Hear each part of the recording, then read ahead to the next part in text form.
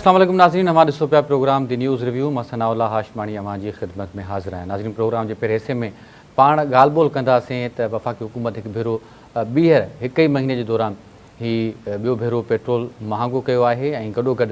मुल्क में खंडु बि महांगी थी वई आहे, जेका मार्केट जे अंदरि 140 खां 150 रुपया खंडु विकिरो थी रही आहे, हिन वक़्तु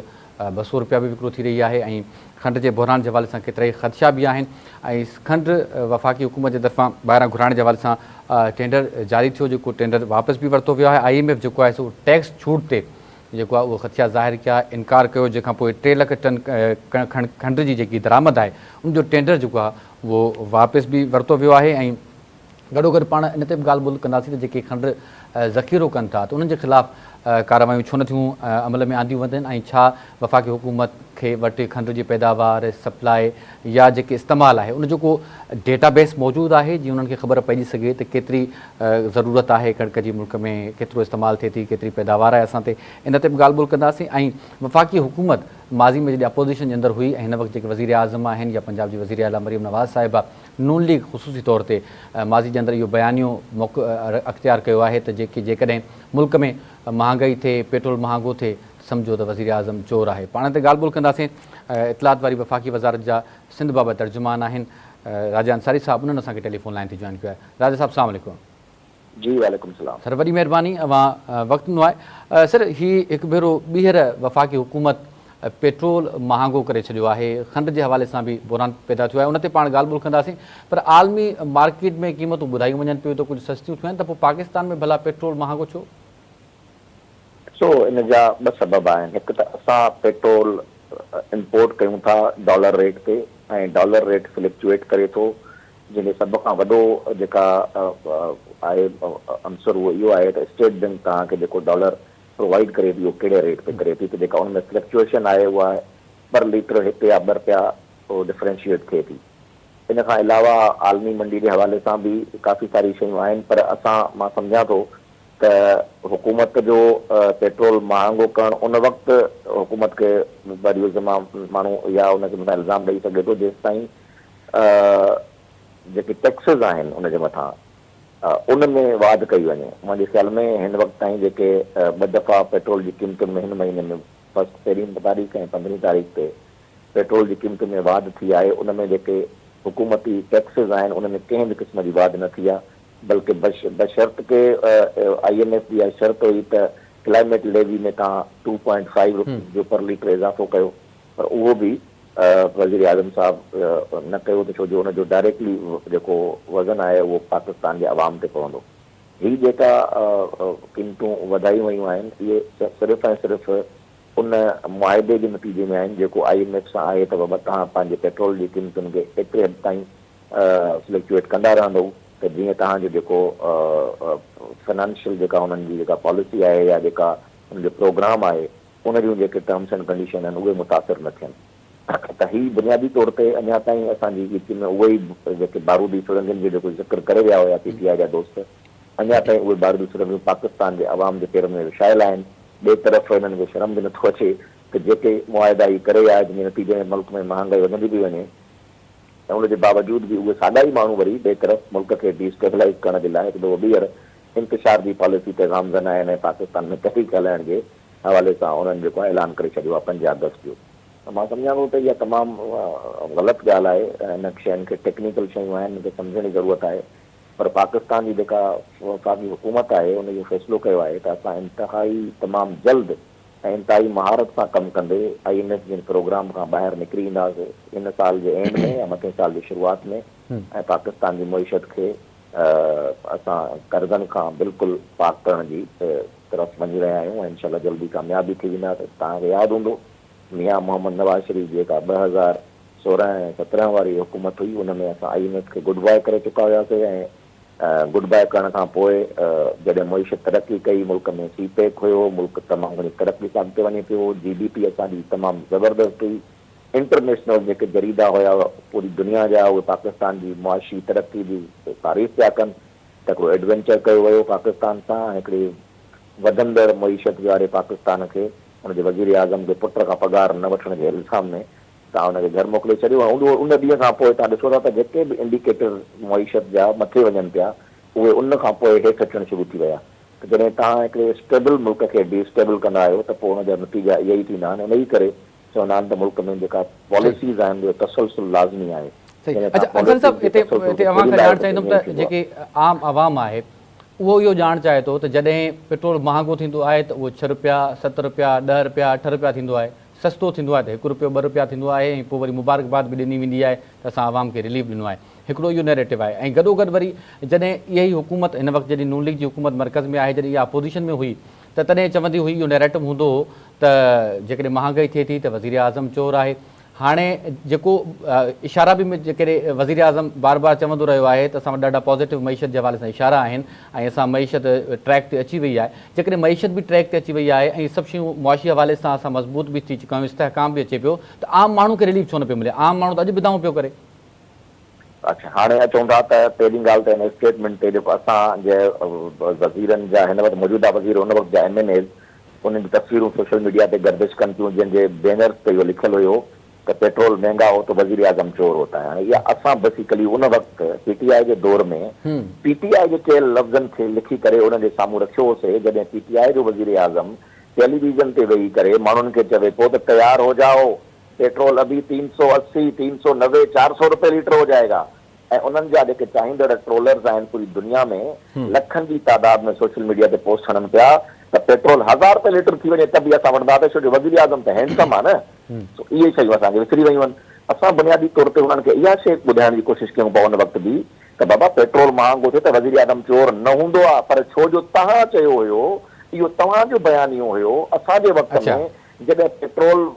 185 रुपए 145 145 रुपए या 150 रुपए लीटर हुयो, उन वक़्तु ई असांखे ताना ॾींदा हुया त पेट्रोल महांगो थी वञे त वज़ीर आज़म चोर, हिन जो मतिलबु आहे वज़ीर आज़म चोर आहे। इहे ख़ान साहब जी पंहिंजी तकरीरूं हुयूं। असां उन्हनि खे क़ौमी असेंबली में जॾहिं ही जंहिंजी हुकूमत हुई त इहो ॿुधायूं पिया त हाणे ॿुधायो भला, तव्हां त इहो चवंदा हुयो त वज़ीर आज़म चोर थींदो आहे, पोइ हाणे भला हिकु पेट्रोल जी क़ीमतूं तव्हां वधायूं आहिनि, हिन जो मतिलबु आहे तव्हां चोर आहियो। बेसिकली असां इहो पिया चवणु चाहियूं। असांजो इहो बयानिया ई न रहियो आहे त पेट्रोल महांगो थिए त वज़ीर आज़म चोर हूंदो आहे। पेट्रोल जी महांगाई सां या ॿिनि शयुनि जी महांगाई सां प्राइम मिनिस्टर जे ईमानदार थियण या बेईमान थियण जो तालुक ई न आहे। इहो बुनियादी तौर ते इन में तमामु घणा अवामिल आहिनि। इनखे टेक्निकल माण्हू वधीक बहितर अंदाज़ में सम्झी सघनि था। इंटरनेशनल मार्केट में पेट्रोल जी प्राइज़िस प्लस तव्हां केतिरो कर्ज़ु खयो आहे, तव्हां जिन माण्हुनि खां कर्ज़ु वठो था उहे तव्हांखे कहिड़नि टर्म्स एंड कंडीशन ते ॾियनि था, उहे तव्हांजी जेके यूटिलिटीज़ जा जेके सर्विसिस आहिनि उनखे कीअं हैंडल कनि था, तव्हांखे ज़रूरत कहिड़ी हुई। तव्हां ई इहो चयो हुयो त जेकॾहिं IMF ॾे वेंदुमि त ख़ुदकशी कंदुमि, मां IMF ॾे वञण खां बहितर आहे त मां ख़ुदकशी कयां। पोइ तव्हां IMF ते वियो त असांखे IMF ते वञण ते को बि एतिराज़ न हो। तव्हांखे कंहिं बि मुल्क में उनजी मुआशी पॉलिसियुनि खे बहितर करण लाइ या पंहिंजी मुआशी जेका ज़रूरतूं आहिनि घुर्जूं आहिनि उनखे पूरो करण लाइ तव्हांखे बोरो करिणो पवंदो आहे। पूरी दुनिया में जापान अमेरिका सभु कर्ज़ु वठंदा आहिनि मुल्क, अहिड़ी ॻाल्हि न आहे। पर अहिड़ी शर्तुनि ते छो तव्हां कर्ज़ु वरितो जंहिंमें तव्हां पंहिंजे मुल्क जी यूटिलिटीज़ जेके आहिनि यानी गैस आहे, बिजली आहे, उनजी क़ीमतुनि खे बि तव्हां उन मुआवज़े में अंदरि नथी करे छॾियो ऐं उन जूं जेके क़ीमतूं आहिनि उहे तव्हां जंहिंखां बोरो कयो था पैसा, जेका बि एजेंसी आहे यानी मिसाल तौर असां वटि IMF आहे या किथे वर्ल्ड बैंक हूंदी आहे, तव्हां उन्हनि जी मर्ज़ीअ सां या उन्हनि जी शर्तुनि ते उन जी परसेंटेज तइ करे ऐं तव्हां चओ था त हाणे असां हीअ क़ीमतूं तव्हांखे वधाइणियूं पवंदियूं, त पोइ तव्हां रियासत जा हथ पेर ॿधी करे उनखां पोइ मज़लूम थियण जी नाटक कयो था। इहा तमामु ग़लति ॻाल्हि आहे। मां सम्झां थो जेका मां तव्हांजी ॻाल्हि थो कयां त आवाम ताईं हुनजो रिज़ल्ट छो नथो पहुचे, उनजो सभ खां वॾो सबबु इहो आहे त हीअ जेके मुआइदा करे विया जंहिंजे करे हुकूमत कुझु शयुनि ते मजबूर आहे। हाणे उनजो फ़ाइदो कीअं अॻिते थींदो, उहो ईअं थींदो त इन्हनि जेके बि अहदाफ़ आहिनि IMF जा, जॾहिं असां उहे पूरा कंदासीं, उनजो कर्ज़ु असां वापसि करे छॾींदासीं त असां हिन प्रोग्राम मां निकिरी ईंदासीं। पोइ असां कंहिं ॿिए जी मर्ज़ीअ ते पंहिंजे मुल्क जे अंदरि यूटिलिटीज़ जूं क़ीमतूं तइ करण जा पाबंद न हूंदासीं। अच्छा जीअं चयो त IMF जा हदफ़ पूरा करण खां बाद में ई जेको आहे सो बहितरी ईंदी ऐं माण्हुनि ते फ़ाइदा पुॼंदा। IMF जेकी टैक्स छूट ते इनकार कयो ऐं उते पंहिंजा रिज़र्वेशन ज़ाहिर कया, 3 लाख टन जेकी खंड जेकी बरामद करण वारो टेंडर हुयो उहो बि वापसि वरितो वियो आहे असांजे। छा IMF सां इन हवाले सां कोई ख़दशा आहिनि IMF खे या IMF जे प्रोग्राम खे उन सां को ख़तो मुतासिर थी सघे थो IMF प्रोग्राम? IMF प्रोग्राम जो हुन सां को बि तालुक न आहे, उहो बिल्कुलु मुतासिर कोन थींदो। ॾिसो खंड जो जेको हुयो पहिरीं बुनियादी तौर ते इहो हुयो जॾहिं असां खंड ॿाहिरि एक्सपोर्ट कयूं पिया उन वक़्तु पाकिस्तान में खंड जा ज़ख़ाइर मौजूदु हुया, जेके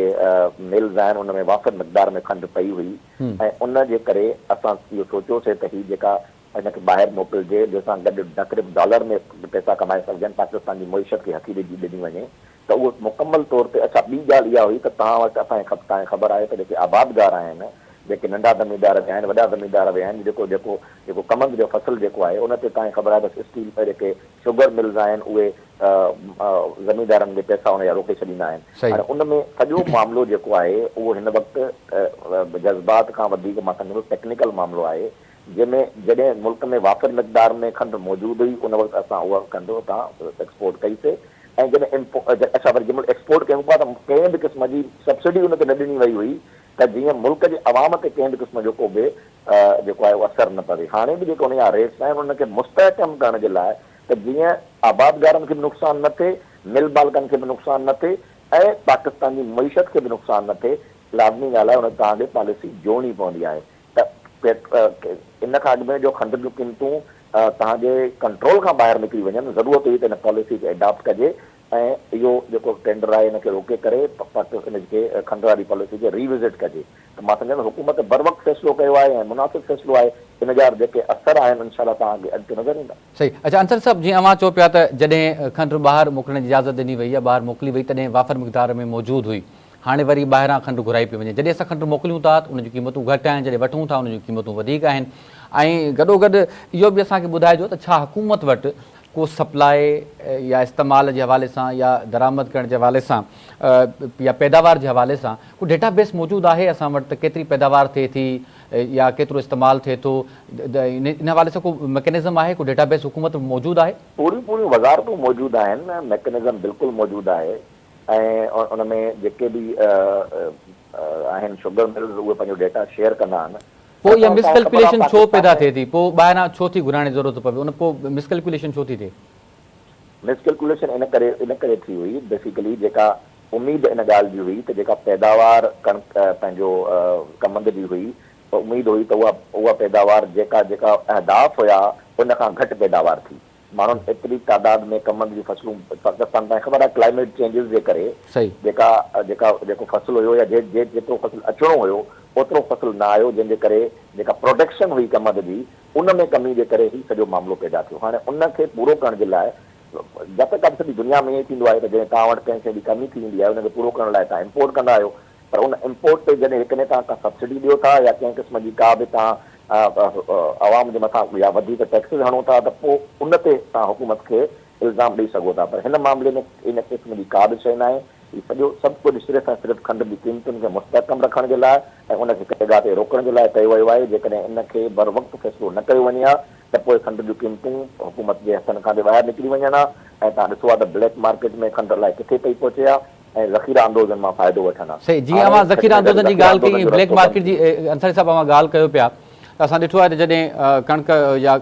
खंड जॾहिं ॿाहिरां घुराई वेंदी आहे त असां वटि हिते जेकी खंड मौजूदु हूंदी आहे उहा स्टॉक कई वेंदी आहे, ज़ख़ीरा अंदोज़ी शुरू थी वेंदी आहे ऐं ज़ख़ीरा अंदोज़ी जो आज़ार जेको आहे उहो घटिजे कोन पियो। कानूनी तौरु ॾोह हूंदे बि जेके ज़ख़ीरा अंदोज़ी कनि था उन्हनि ख़िलाफ़ु कार्रवाई नथी थिए। हुकूमत छो नथी हिन हवाले सां कानून साज़ी करे कि त जेके ज़ख़ीरा अंदोज़ आहिनि उन्हनि जे ख़िलाफ़ु प्रॉपर सज़ाऊं हुजनि त जीअं को आम माण्हू खे रिलीफ मिली सघे? बिल्कुलु तव्हां सही था चओ, इन तरफ़ मां सम्झां थो त कानून सां जी ज़रूरत आहे, पर इहो जेको ज़ख़ीरा अंदोज़ी वारो मामिलो आहे इहो मुकमल तौर ते मां सम्झां थो त हिन में प्रोविंशियल गवर्नमेंट खे एक्शन वठणु घुरिजे। तव्हांखे ख़बर हूंदी त पंजाब में जेका मिनिस्ट्री ऑफ फूड आहे ऐं प्लस जेका एग्रीकल्चर मिनिस्ट्री आहे उहा तमामु घणो हिन ते एक्शन वठनि था। न सिर्फ़ु उन्हनि जा वज़ीर डेली फील्ड में हूंदा आहिनि, छापा हणंदा आहिनि, बल्कि जेके ब्यूरोक्रेसी आहे उनखे बि वज़ीर आला पंजाब जा इंस्ट्रक्शन्स आहिनि त उहे वञनि उन्हनि शयुनि खे इंश्योर कनि त इन क़िस्म जी का बि शइ न थिए। उनजे बावजूद बि कुझु माण्हू जेकॾहिं इहो कनि था ऐं जिते जिते इहे सभु शयूं थियनि थियूं उनजे ख़िलाफ़ु क्रैक डाउन थियणु तमामु लाज़मी आहे त जीअं हुनजो डायरेक्टली फ़ाइदो पाकिस्तान जे आवाम खे पहुची सघे। पर मां सम्झां थो त बाक़ी जेके सूबाई हुकूमतूं आहिनि उहे एतिरियूं इफेक्टिव असांखे नज़र नथियूं अचनि जेतिरी असांखे पंजाब हुकूमत इफेक्टिव नज़र अचे थी। इन करे असांखे ज़रूरत इन ॻाल्हि जी आहे त जेके सूबाई हुकूमतूं आहिनि उनखे ज़ख़ीरा अंदोज़नि जे ख़िलाफ़ु क्रैक डाउन शुरू करणो पवंदो। कानून मौजूदु आहिनि, कानून में कॾहिं बि किथे बि इहा न आहे त त तव्हां कंहिं बि सब्सिडी पंहिंजो जेका यूटिलिटीज़ जूं शयूं आहिनि, रोज़मर्रा जे इस्तेमाल जूं शयूं आहिनि, खुराक आहे, उनखे तव्हां ज़ख़ीरो करे ऐं पोइ महांगे अघनि ते विकिणो, इहो ई ॾोह आहे। इन करे इन जे ख़िलाफ़ु ज़रूरु क्रैकडाउन थियणु घुरिजे। असां हुन में गॾु आहियूं बिल्कुलु। ठीकु आहे, वॾी महिरबानी अंसारी साहब ऐं प्रोग्राम लाइ वक़्तु नाज़रीन। इतलात बाबति वफ़ाक़ी वज़ार जे सिंध बाबति तर्जुमान राजा अंसारी जे मां ॻाल्हि ॿोल ॿुधी। नाज़रीन प्रोग्राम में वठंदो मुख़्तसिर ब्रेक ऐं ब्रेक खां पोइ पाण बि हाज़िर थियूं था।